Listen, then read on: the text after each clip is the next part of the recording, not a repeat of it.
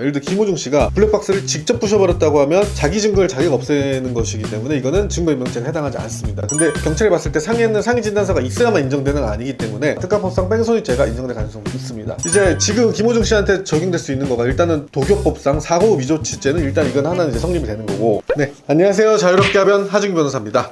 네, 저희는 지금 아주 화제가 되고 있는 이제 가수 김호중 씨에 대해 교통사고 이야기를 제가 말씀드리려고 합니다. 네, 김호중 씨가 압구정동에서 차를 들이받고 사고를 냈고 그 이후에 사고 후에 조치를 하지 않고 도주한 사건이 이제 핵심적인 사건입니다. 네, 근데 이런 상황에서 일부 언론에서는 김호중 씨가 술을 마시고 음주운전을 하고 사고를 낸 다음에 이거를 회피하기 위해서 도망쳤다라고 주장을 하고 있어요. 그렇다면 이제 이런 쟁점들에 대해서 저희가 하나씩 다뤄보려고 합니다. 그렇다면 1번, 과연 음주운전으로 처벌될 수 있을까? 사고 후에 미조치를 하고 갔을 간격을 이제 저희가 주로 이제 뺑소니라고 하는데, 뺑소니 이후 17시간이 지난 이후에 이제 김호중 씨가 경찰서에 와서 조사를 받습니다. 혈중 알코올 농도 수치가 이제 당연히 0으로 나왔겠죠. 나오는 게 더 이상하죠. 17시간이 지났으면. 당시 음주 상태였음을 증명하기가 좀 굉장히 어려워 보이기는 해요. 과거에 술을 언제 마셨고 그로부터 내 혈중 알코올 농도를 추산하는 식을 이제 위즈마크 공식이라고 하는데, 이 공식에 따르려고 해도 보통은 12시간 내에는 좀 조사를 해야 되거든요. 근데 지금 17시간이나 지나버렸기 때문에 언제 내가 술을 마셨다 이런 것들 추산할 수 있는 시간을 좀 한창 벗어나 버렸어요.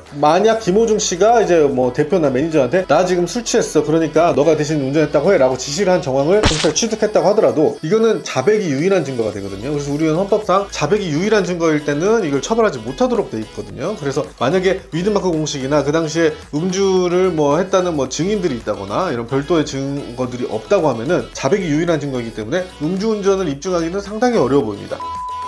그렇다면 두 번째로 운전자 바꿔치기를 김호중 씨가 지시한 거 아니냐 이런 거에 대해서 이제 공무집행방해, 위계에 의한 공무집행방해 혐의가 두 번째 쟁점이 됐는데요. 일단은 이 소속사의 대표는 자신이 이 매니저한테 야 네가 운전하라고 해라고 증언을 시켰다고 해요. 그렇게 된다고 하면은 이 대표가 위계에 의한 공무집행죄의 교사죄가 되는 거고, 매니저가 이제 직접 위계에 의한 공무집행방해를 실행한 이제 정범, 공범이 되는 거죠. 그럴 경우는 이 두 분이 처벌을 받게 되고, 김호중 씨는 나는 이건 몰랐다라고 하면은 이 처벌로서는 또 피해가게 되는 거죠. 김호중 씨가 만약에 매니저한테 직접 지시를 했다고 하면은 위계에 의한 공무집행방해가 김호중 씨에게 대해서도 성립을 할 수가 있습니다. 또 한편 언론에서는 이제 그 매니저가 이 블랙박스를 파손을 했다고 해요. 블랙박스를 파손을 해서 아예 이제 흔적이 없어져 버렸다고 하는데, 이 블랙박스 파손을 만약에 김호중 씨가 시켰다면 김호중 씨 입장에서는 자신에 대한 증거인멸을 지금 매니저한테 시킨 게 돼요. 이게 증거인멸죄가 이슈가 되는데, 증거인멸죄는 자신이 자기 증거를 없앨 때는 성립하지 않아요. 예를 들어 김호중 씨가 블랙박스를 직접 부셔버렸다고 하면 자기 증거를 자기가 없애는 것이기 때문에 이거는 증거인멸죄에 해당하지 않습니다. 근데 만약에 김호중 씨가 매니저한테 너 블랙박스 좀 없애버려 라고 이렇게 시켰다면 증거인멸죄 교사죄가 되거든요. 그래서 이제 지금 김호중 씨한테 적용될 수 있는 거가 일단은 도교법상 사고 미조치죄는 일단 이건 하나는 이제 성립이 되는 거고, 또 마지막으로 이제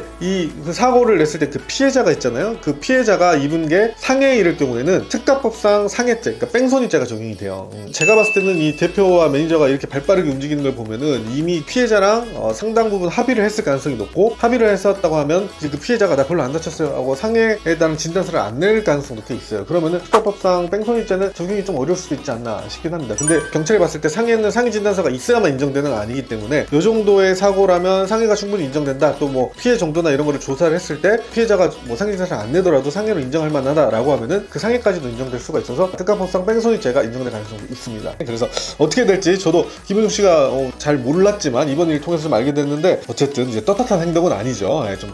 좀 많이 반성을 하셔야 될 것 같습니다. 블랙박스에 이제 SD 카드를 빼서 없애잖아요. 근데 네네. 압수수색을 했는데 SD 카드가 안 나오면 무조건 증거인멸인가요? 아니면 원래 나는 SD 카드를 안 넣고 다녔어 라고 주장할 수 있는 부분도 있죠? 그럴 수 있죠. 나는 원래 녹화를 하지 않고 라고, 아니면 잃어버렸다 이런 식으로 주장을 할 수 있는데, 본인이 만약에 부셨다고 해도 증거인멸죄가 되진 않아요. 증거인멸을 한다는 거는 이제 구속을 심사할 때, 구속 여부를 결정할 때 굉장히 중요한 심사 사유이긴 하거든요. 그래서 증거인멸의 우려가 있으면 또 구속영장이 발부될 수 있기 때문에 본인이 부시는 거는 또 조심해야 됩니다. 그리고 원래 안 났다 이런 주장들도 그렇기 때문에 잘못하면 증거인멸의 우려가 있는 걸로 해석될 수 있기 때문에 좀 조심해야죠.